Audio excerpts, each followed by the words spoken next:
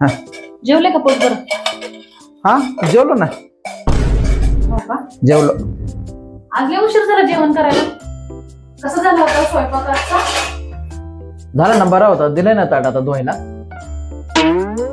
बरा होता म्हणजे?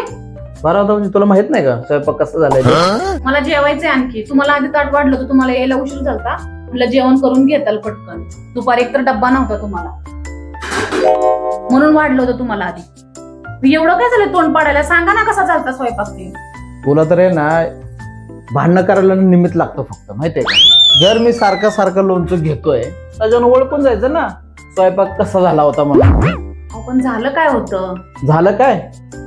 अगं तू एवढा वर्ष स्वयंपाक करते, तुझ्या हाताला सवय कशी लागत नाही का मीठ किती टाकायचं? इतकं मीठ टाकतात इतकं. एवढ्या वर्ष तुम्ही माझ्या हातचं जेवण करताय, हा. तुमच्या जिभेला सवय कशी लागत नाही?